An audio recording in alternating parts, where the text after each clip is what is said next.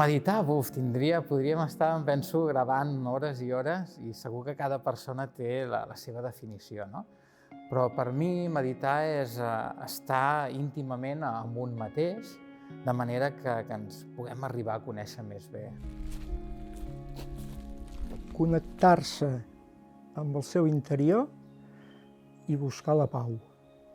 Buscar la pau d'una manera senzilla i pràctica.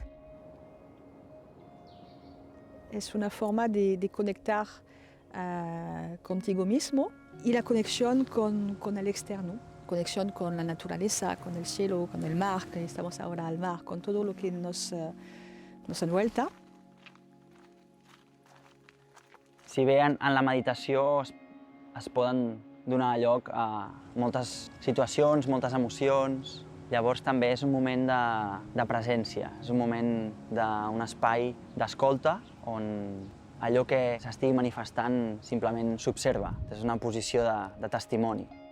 Per tant, la meditació jo la veig com una eina o com una tècnica, però també un saber estar en el qual desenvolupem tot el que tenim dins que ens ajuda a viure més bé, al cap i a la fi. Cuando se piensa en meditación en general, siempre tú piensas a la meditación sentada y resultado que hay muchísimas formas de meditar y el Qigong o el Tai Chi también es una de estas formas. Una de les tècniques que faig servir és la meditació. La meditació al mar, doncs quan entro en contacte amb el mar, primer el que faig és connectar amb mi, després connecto amb la respiració, amb els ritmes de les onades, i a continuació, doncs, progressivament entro i em vaig mullant, entro com demanant permís i entrant també com qui entra amb aquesta mirada interior dins del mar i mantinc aquesta consciència amb la que he connectat des del principi fins que torno a sortir de l'aigua i faig els estiraments. Jo utilitzo molt els sons, sobretot de vols tibetans, els sons també, els cants harmònics amb la veu, perquè ens ajuden a captar la nostra atenció. Quan meditem, un dels grans problemes és que la nostra ment se'n va, estàs allà tan tranquil i de cop, ai, que te'n vaig anar a comprar no sé què, ai, que aquell m'ha dit que no sé quantos, i de cop te n'adones que ja no estàs fent allò. Meditar és molt fàcil perquè no s'ha de fer res, però clar, de vegades és complicadíssim i requereix de temps de pràctica, perquè no sabem estar en silenci, i silenci sobretot aquí dins. En canvi, quan utilitzem, per exemple, un vol tibetà o el so del vent o d'alguns ocells o el so del mar, com que la nostra atenció va dirigida a alguna cosa molt concret, que és aquest so, això ens ajuda moltíssim.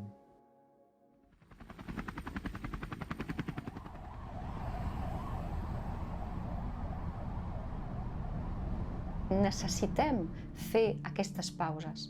Ara, en una vida que està permanentment amb inputs constants, és a dir, tenim els telèfons, tenim les pantalles, tenim és a dir, reclamen, el reclam constant exterior fa que hem deixat de connectar amb nosaltres. El soroll, que és precisament cotxes, tot això que estem anomenant, és un generador d'estrès.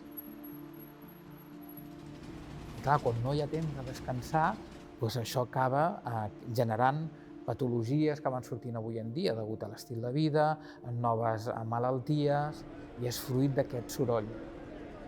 Aquest punt és el que és important d'escolta, perquè en el moment que això passa, hi ha gent que hi ha moments que ni se n'adona, no? Llavors, quan me n'adono ja és un regal, perquè el cos s'està comunicant amb mi. Per això la meditació també no és una cosa abstracta, etèria, no necessàriament, realment és molt pràctica, perquè té beneficis immediats, de fet.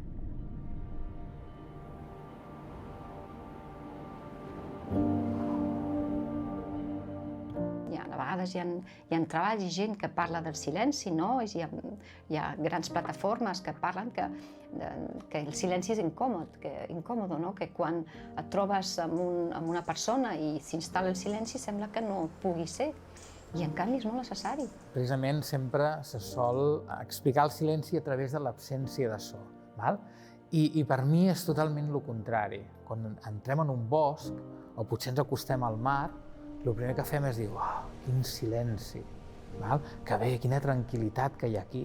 Però clar, si comencem a escoltar, veurem que hi ha doncs, un insecte que passa, uns ocellets que estan piulant, un brollador d'aigua que surt d'unes roques, o les ones que trenquen suaument a la riba, a la platja, el vent que fa moure les fulles dels arbres. Per tant, a mi m'agrada, d'alguna manera, anomenar el silenci com els sons que ens aporten benestar, pau, tranquil·litat, que són tots aquests que estava anomenant. És a dir, diguéssim, per mi els sons de la natura, per mi és silenci. Fins i tot escoltar una tormenta llunyana, aquells trons llunyans, no? I posem les gotes de pluja, per mi això és silenci. I aquest silenci s'ha demostrat que té també, com dèiem abans, repercussions molt positives per la salut humana. Amb la qual al final el silenci acaba sent això, aquesta proposta en la qual nosaltres hem de ser, si tu vols, més meditatius, perquè tot allò que és meditat acaba consolidant-se, acaba cristal·litzant-se d'una forma equilibrada.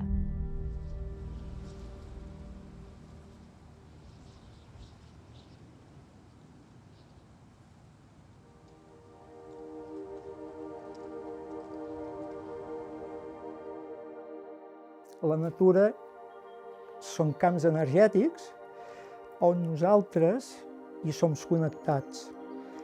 A les grans ciutats això és complicat.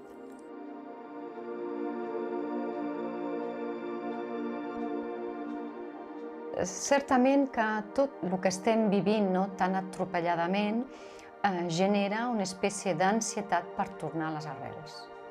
Tornar a les arrels és tornar una mica a sentir-nos acollits per lloc on estem.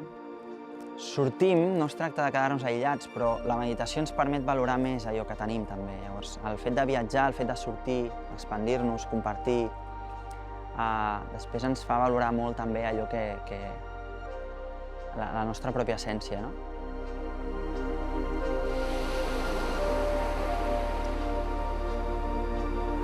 Que si no busquem aquesta connexió amb la terra, estem perdent les arrels. Les arrels no només diuen que la història ens permet no oblidar del que tenim, és cert, però la primera de les històries que tenim és la natura. I això és molt important. La natura ens aporta moltíssim, ens ajuda moltíssim. No ens dediquem prou temps a nosaltres mateixos, a escoltar-nos, a estar amb nosaltres, a buscar aquest temps de qualitat. I aquest temps que nosaltres busquem de qualitat serà el que al final ens aportarà qualitat a la nostra vida, que això és el que realment necessitem amb urgència avui en dia.